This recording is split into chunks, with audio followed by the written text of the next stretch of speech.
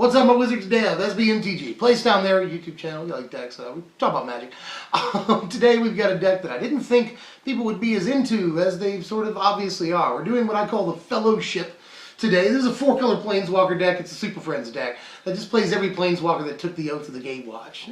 It seems pretty thematic and cool, but it also means we get to play like all the best cards in the format that don't have black in the casting cost. So let's check it out. What's the philosophy of the deck before we go into the walkers and stuff? Well, you know, at first it started off as kind of a bank control deck that splashed red, and it still got some elements of that. But right now, as of the writing and recording of this video, it is a tokens deck for all intents and purposes. A lot of cards create tokens in the deck, which flavor-wise, thematically, I think is the way to go. I mean, you have to sort of tell the story of how these people would go about defeating the Eldrazi. And so you just want to amass this giant, huge army that through just force of numbers, you know, can overtake huge giant alien 10/10s. So, you know, as far as the way they would probably actually go about defeating the Eldrazi, I think we've nailed the flavor on it, because we're just trying to make a huge army of tokens and such. So with that in mind, let's go into the walkers. We're playing 7 natural planeswalkers in the deck and then 5 creatures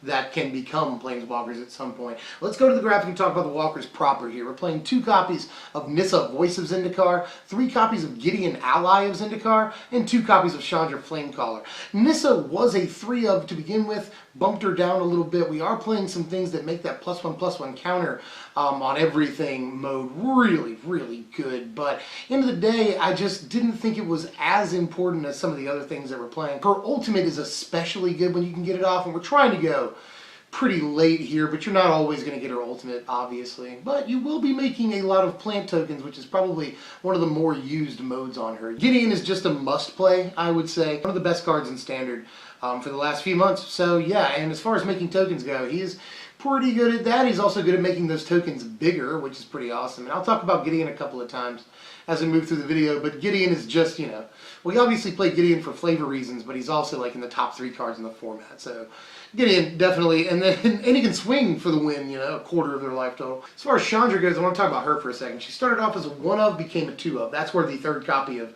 Nissa went. It became 2 of both of them. Chandra has been really good, it turns out. I like her sweeper ability more than I initially thought I would in a deck full of tokens, but the deck is fairly slow to start, so you're not going to lose a whole lot when you sweep the board with Chandra when you first play her. There are multiple times where you can just leave one loyalty counter on Chandra and wipe the entire board, you know, and then next turn you can just start winning the game 6 damage at a time with her +1. She's really good at winning the game on her own, and obviously I don't have to talk too much about her draw cards ability. Just being able to discard 1 or 2 cards and draw 3 can be really advantageous, especially in a deck with Jaces and Den Protectors. Whatever you discard, you can get back. It's not that big of a deal. Just drawing cards is ridiculous with this thing. We've got a couple of ways of drawing cards in the deck. This is one of the better ways. Everything Chandra does is very good, and once we've got an emblem out, that make tokens ability can be really good. Essentially 8 damage and +1 loyalty is really fantastic. Everything about Chandra has been better than I thought it would be, is all I'm trying to say. Just the fact that we're playing a lot of planeswalkers that make tokens, Chandra, Nissa, and Gideon all make tokens. So we can wipe the board and be very resilient. Imagine you start the turn by playing a Chandra, wipe the board with her, leaving 1 loyalty counter, or even just killing her, that's fine. You've still got a Nissa and a Gideon in play at that point. So, you know, you can always make 2 more tokens, and that's really good. You wipe the board and you put 2 creatures out. That's a great restart right there. So lots of reasons to love Chandra, much more than I thought I would. Only other thing I want to say about those 3 planeswalkers there, you may have noticed something sort of damaging in that all 3 of them cost 2 mana of different colors, you know, like, you know, Nissa costs 2 green, Gideon costs 2 white, Chandra costs 2 red. Well, green and white are what we're playing the most of in the deck. We're fairly confident in getting 2 green by the 3rd turn and 2 white by the 4th turn. It's not that big of a deal. And then Chandra's a 6-drop. We are playing 13 red sources in the deck. I feel confident in being able to get to 2 red mana by the 6th turn. So it's not that big of a deal. We also have to talk about the creatures, because we've got walkers in our creatures too. We're obviously going to play 4 copies of Jace Vryn's Prodigy, and there's not a whole lot for him to recast in the deck. There's Dromoka's Command and a couple of other spells, but everything he can recast is really good. Mostly what we're looking for, though, is the looting ability on his creature version. And again, we can recast any instance that we discard, or spells that we discard with Jace. And we got Dim Protector in the deck, so anything that we discard by looting with Jace, we can get back. And he's a form of defense in the mid game when you do get him flipped. And his ultimate can win the game by itself too, and everyone always discounts that, but it can win the game for you. So Jace has proven to just be, the sauce like he always is. And for thematic and flavor reasons we have to play him, but I'm not too bent out of shape that we have to play him either. He's the best card in the format. Let's do that. Finish off the walkers here, just one copy of Nissa Vastwood Seer. Don't freak out, that may seem asymmetrical to have both Nissas in the deck, and you can't have both Planeswalker versions out at the same time. That's Planeswalker uniqueness rule for the new people. You can't have two Planeswalkers with the same type, and their type's always their names. By the time you get to flip your Vastwood Seer, you'll have either had your Nissa, Voice of Zendikar, die. That happens a lot of the time.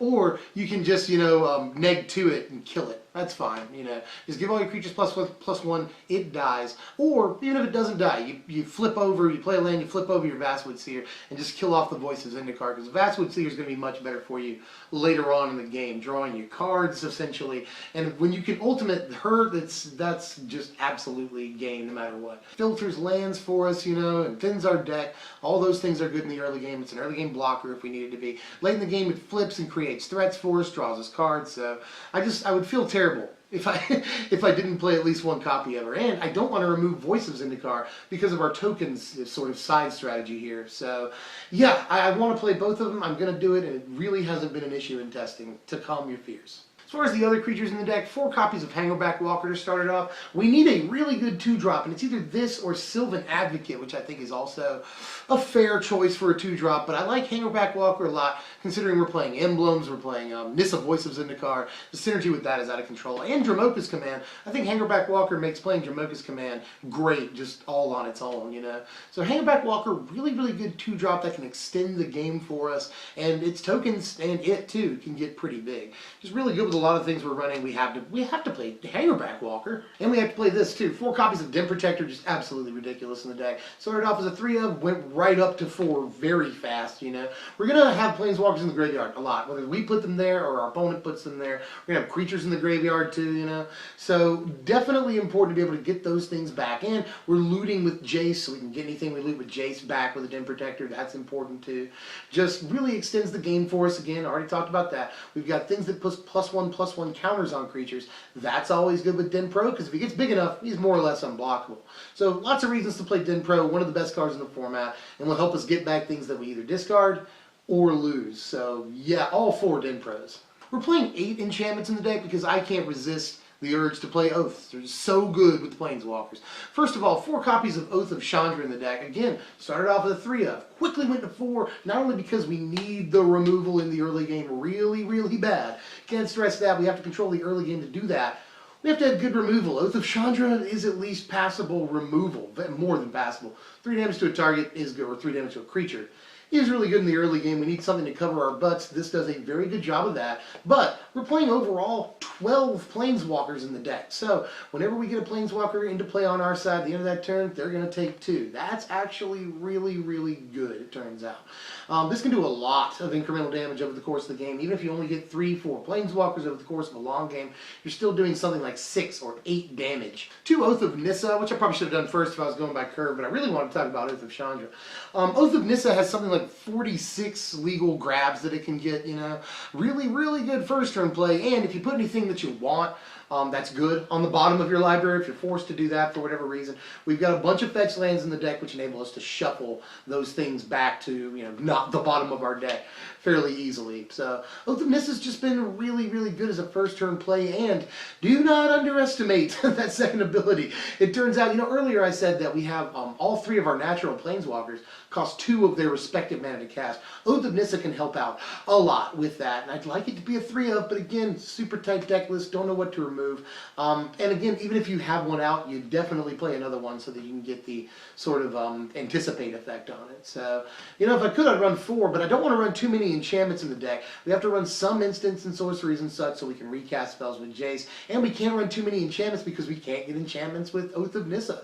There's a weird sort of balance that we have to, you know, play out here, and playing too many enchantments isn't necessarily part of that, but couldn't resist playing Oaths. And to finish off those enchantments, 2 copies of Oath of Gideon in the deck. This creates tokens. That's really, really good. We're trying to make a lot of tokens in the deck. This is something else that does that. But again, that second ability, absolutely ridiculous. Being able to get, you know, enough loyalty on Gideon to get an emblem and keep him out. That's awesome. Being able to get enough loyalty on Anissa, Voice of Zendikar, to do her +1/+1 counter ability, her -2, twice. That's really important too. Getting enough to play a Chandra and -5 or just -4 and keep her out is amazing. Like, that second ability is worth playing Oath of Gideon by itself, honestly. It's really, really good. Probably the best second ability on any of the Oaths. Even better than Oath of Chandra. That second ability I played up for like a minute and a half just a second ago. But I can't really stress how good this, you know, extra loyalty on a Planeswalker is. That's fantastic. Not to mention that, you know, we get 2+2 1/1s out of it, and if we have an emblem out, we get, you know, 2/2s. Just fantastic card, and good curve too. You know, you play this 3rd turn, Gideon 4th turn. Really doesn't get much better than that. So yeah, at least the 2 copies. Seems like I'm pretty keyed up for this video. I've really drank a lot of coffee in preparation for this. I'm tired.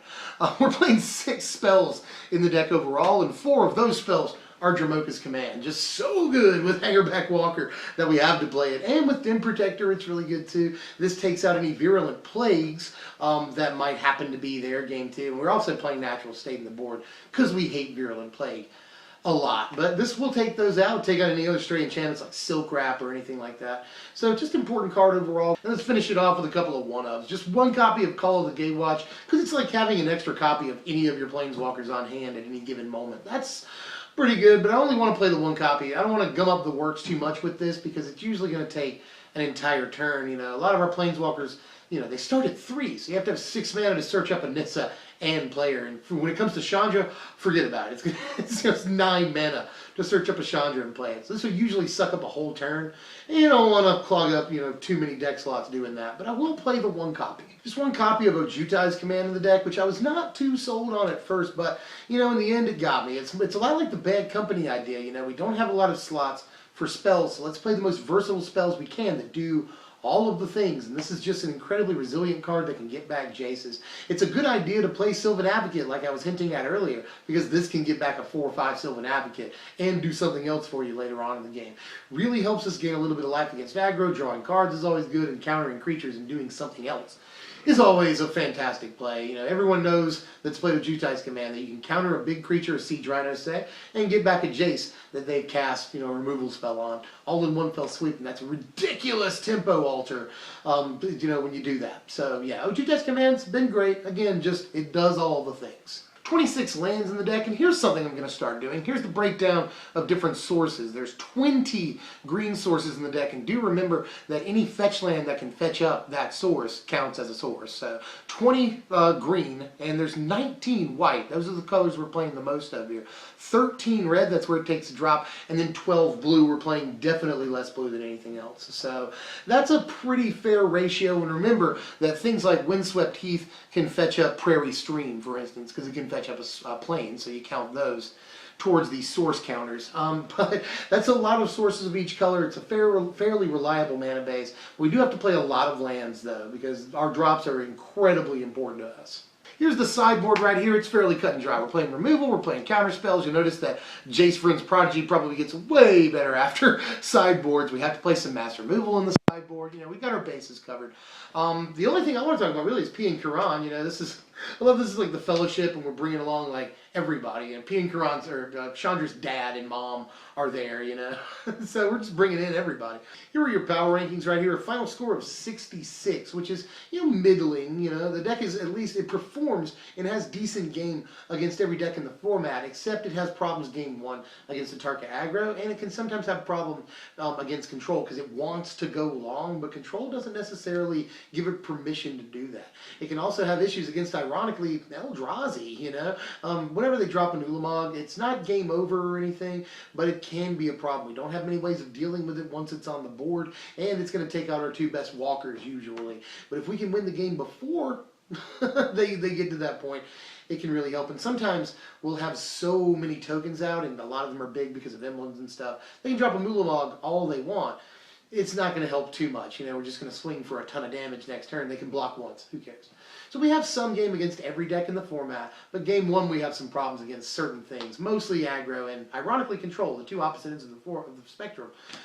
Mid-range we do very, very, very well against, honestly. Abzan we have fairly good game against, and Jeskai not quite as good game as the Abzan matchup, but still we can pull off games against Jeskai more reliably than say a Tarka Red. Here's the bad news. Don't kill me here, but it's going to cost you about $700 to build this deck. But a lot of people wanted to see the deck, and they knew it was going to have Jace and fetch lands and stuff.